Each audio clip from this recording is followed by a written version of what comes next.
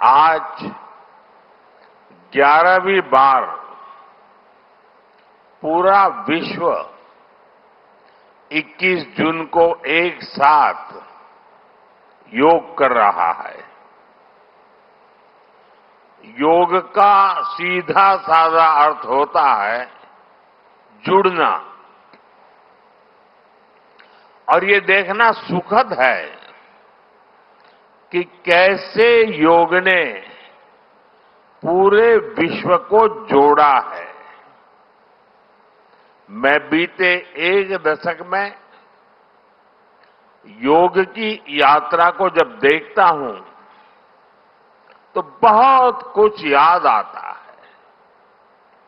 वो दिन जब संयुक्त राष्ट्र में भारत ने प्रस्ताव रखा कि 21 जून को अंतर्राष्ट्रीय योग दिवस के रूप में मान्यता मिले, और तब कम से कम समय में दुनिया के 175 देश हमारे इस प्रस्ताव के साथ खड़े हुए। आज की दुनिया में ऐसी एकजुटता, ऐसा समर्थन सामान्य घटना नहीं है। ये सिर्फ एक प्रस्ताव का समर्थन भर नहीं था, ये मानवता के भले के लिए दुनिया का सामूहिक प्रयास था। आज 11 साल बाद हम देख रहे हैं कि योग दुनिया भर में करोड़ों लोगों की जीवन शैली का हिस्सा बन चुका है। मुझे गर्व होता है जब मैं देखता हूं कि हमारे दिव्यांग साथी ब्रेल में योग शास्त्र पढ़ते हैं, वैज्ञानिक अंतरिक्ष में योग करते हैं,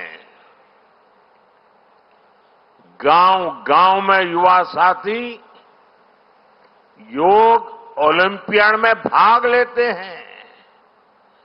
यहां सामने देखिए, ये नेवी के सभी जहाजों में भी अभी बहुत शानदार योगा कार्यक्रम चल रहा है।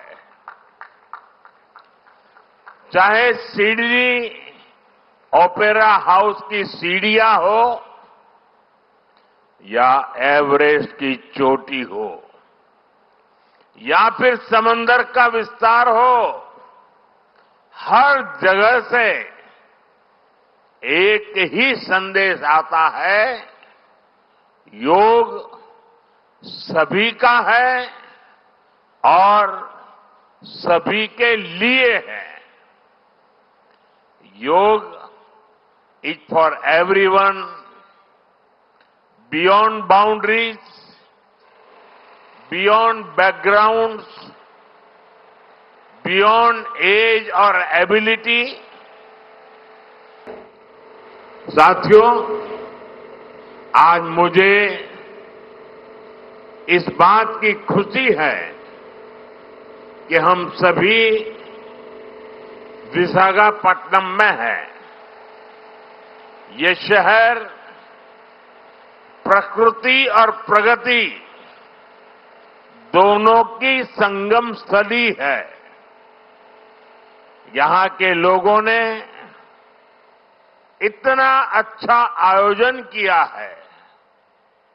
मैं चंद्रबाबू नायडू गारू और पवन कल्याण गारू को बधाई देता हूं। आपके नेतृत्व में आंध्र प्रदेश ने योगांध्रा अभियान का एक शानदार इनिशिएटिव लिया। मैं विशेष तौर पर नारा लोकेश गारू के प्रयासों की भी विशेष प्रशंसा करना चाहता हूं। योग का सोशल सेलिब्रेशन कैसे होना चाहिए, समाज के हर वर्ग को कैसे जोड़ना चाहिए, ये उन्होंने बीते 1-1.5 महीने के इस योगांध्र अभियान में करके दिखाया। और इसके लिए भाई लोकेश अनेक अनेक बधाई के पात्र है। और मैं तो देशवासियों को भी कहूंगा कि ऐसे अवसरों को किस प्रकार से सामाजिक स्तर पर गहराई से ले जाया जा सकता है, भाई लोकेश ने जो काम किया है उसको एक नमूने के रूप में देखना चाहिए। साथियों, मुझे बताया गया है कि योगांध्र अभियान से 2 करोड़ से ज्यादा लोग जुड़े हैं। पब्लिक पार्टिसिपेशन की यही वो स्पिरिट है जो विकसित भारत का मुख्य आधार है। जब जनता खुद आगे बढ़कर किसी मुहिम को थाम लेती है, किसी लक्ष्य को ओन कर लेती है, तो उस लक्ष्य की प्राप्ति से हमें कोई रोक नहीं पाता। जनता जनार्दन की ये सदा इच्छा और आपके प्रयास यहां इस आयोजन में हर तरफ नजर आ रहे हैं। Friends, the theme of this year's International Day of Yoga is Yoga for One Earth, One Health. This theme reflects a deep truth. The health of every entity on earth is interconnected. Human well-being depends on the health of the soil that grows our food, on the rivers that gives us water, on the health of the animals that share our ecosystems, on the plants that nourish us. Yoga awakens us to this interconnectedness. Yoga leads us on a journey towards oneness with the world. It teaches us that we are not isolated individuals, but part of nature. Initially, we learn to take good care of our own health and wellness. Gradually, our care and concern extends to our environment, society, and planet. Yoga is a great personal discipline. At the same time, it is a system that takes us from me to we. साथियों, मी to we का ये भाव ही भारत की आत्मा का सार है। जब व्यक्ति अपने हित से ऊपर उठकर समाज की सोचता है, तभी पूरी मानवता का हित होता है। भारत की संस्कृति हमें सिखाती है सर्वे भवन्तु सुखिनः, यानी सभी का कल्याण ही मेरा कर्तव्य है।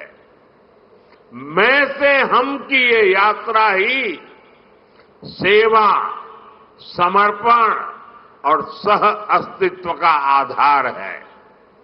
यही सोच सामाजिक समरसता को बढ़ावा देती है। साथियों, दुर्भाग्य से आज पूरी दुनिया किसी न किसी तनाव से गुजर रही है। कितने ही क्षेत्रों में अशांति और अस्थिरता बढ़ रही है। ऐसे में योग से हमें शांति की दिशा मिलती है। Yoga is the pause button that humanity needs to breathe, to balance, to become whole again. मैं विश्व समुदाय से आज के इस महत्वपूर्ण अवसर पर एक आग्रह करूंगा। Let this yoga day mark the beginning of yoga for humanity 2.0,